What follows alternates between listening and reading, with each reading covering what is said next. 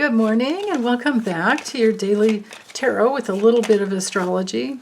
So this one is for September 30th, Saturday, and at 10 a.m. Pacific, we have the moon conjunct the north node. You can see right here, but between the full moon and today, it has crossed over Chiron, Eris, the north node, and it's now in opposition to Mars and the south node. So depending on how early you get up in the morning, it's probably going to feel more intense earlier.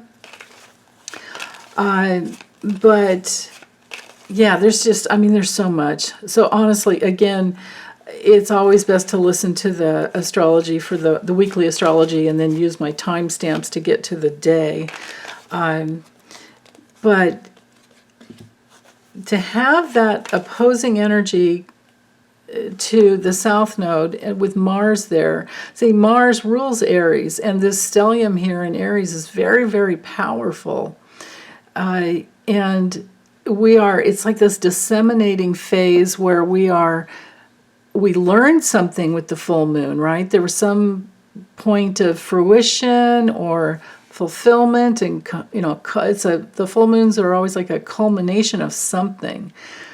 Often it can be the intentions that you set with your with the new moon, the couple of weeks before, if it can come through that quickly. And then sometimes it's a new intention that takes much longer to develop. But anyway, back to that Mars on the south node there. Just when you see Mars, just think energy, tons of energy. And then with the south node, it's connected to the wisdom of the past, and especially in relationship to relationships. So all of your relationships and social, doesn't matter, social surface or deep, soul relationships, no matter what it is, they're there. That's something that's to be considered as you're trying to move forward. Now, if it's not about relationship for you, the other ways it could play out is understanding dynamics, deeper understanding of dynamics with dependency and codependency. And that's especially apparent when we're looking at these political happenings, because Libra is also always about justice and fairness and equality. So as these court dates are being set, and as people are floundering around trying to find their way, and there's a whole dynamic of dependency and codependency in there with each other. Like for instance, the Georgia case with the 16. Well, actually, there's more than that. There's 19, including Trump, but there's actually way more than those that didn't come through. There should have been 30 of them, but I think Fani Willis wanted to keep it manageable. But anyway, they were all in cahoots with Trump. So there's that place where he's dependent on them, they're codependent on him. They're just a dynamic of ugh. So anyway, let's focus in on the cards. So today, with the Three of Swords, this is my card for being very careful about betraying yourself. If you have some painful feelings come up, you do whatever you need to do. Scream into a pillow, go in your car, shut the door, scream there, whatever. Do whatever you got to do to get the energy out. Don't stuff it down. It always helps to cry, moves the energy out. It always helps to do whatever you can to not betray whatever feelings are coming up. Because the Three of Swords can be our card of heartbreak, if something that's unhappy. Most often it's loss of some type, but it can also just be feeling rejection. So if you don't reject yourself and you don't reject your feelings, you're no matter what comes up, you're going to be fine. You'll get through it no matter what. Now, if it were reversed, then this would be, literally the swords falling out of your heart. And that would be, forgiveness and healing. And maybe somebody says they're sorry. And there's absolutely some type of recognition of, oh, okay, it was just a mistake. It's no big deal. So, and if that's the case, or in either case, upright or reversed, we have more strength that comes through because we have more consciousness as to how we feel and what's going on. I always see the strength card as being a card of understanding all of our unconscious currents that flow through, just being human. We're human.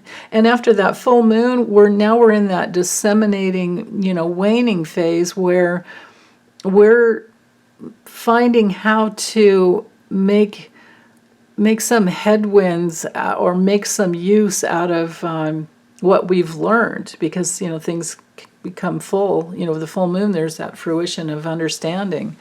So I think that greater strength can come through every time we realize we had some little unconscious false belief. And now that it's conscious, there's more life force literally that flows through. And there's more life force that flows through every time we forgive. And we don't have to forget, it's just forgiving. We don't have to, we can always remember, but we just don't, it's good to just not hold on to the wanting revenge or wanting, holding on to resentment. Holding on to resentment is like, just carrying around our own swords, and we don't need to do that. So, to ourselves, to our bodies. And then with the Five of Pentacles, I'd rather have this reversed, but this can be another card when it has to, especially both of these cards. This could be feeling rejected, both of these cards. And then if the Strength card, with the Strength card upright, it could be feeling rejected by somebody who you think has more power than you. So question that. Do they really have more power than you? Feel into what that truth might be. Let's say this Three of Swords is reversed, and the Five of Pentacles is reversed, and the Major Arcana Strength card is upright. In this combo here, we have, like I was saying before, forgiveness and healing and maybe some reconciling whatever was going on. And with the Five of Pentacles reversed, that's pretty much the same thing. And this could actually be recovery of some type. It could be... And maybe it's even like a health issue and a heart issue, but then there's some recovery that happens. Especially, with that Mars conjunct the South Node in Libra, it can be some recovery, some reconciliation and recovery of an old relationship that wasn't working in the past, but now it is, and there's a coming together. Other things with the Five of Pentacles reversed, this could be literally finding a new home or getting a new job or a new side job or something that brings more value into your life, because of course you can see this card is ruled by, it's Mercury in Taurus.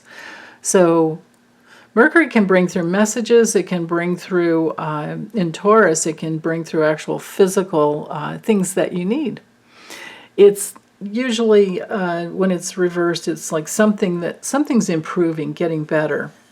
So let's say these are upright and Strength is reversed. That could make for, maybe there's a waking up and realizing, maybe you had a dream about someone who betrayed you in the past.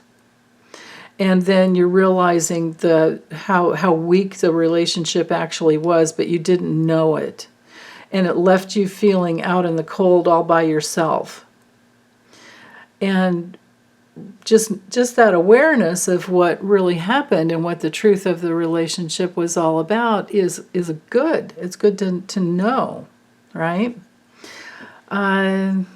Yeah, so I think that's all I have with these cards. Definitely always prefer it this way, though. If we can design our day, right? Forgiveness and abundance and strength. Let's do that. Okay, anyway, let me know how it goes for you guys. Bye.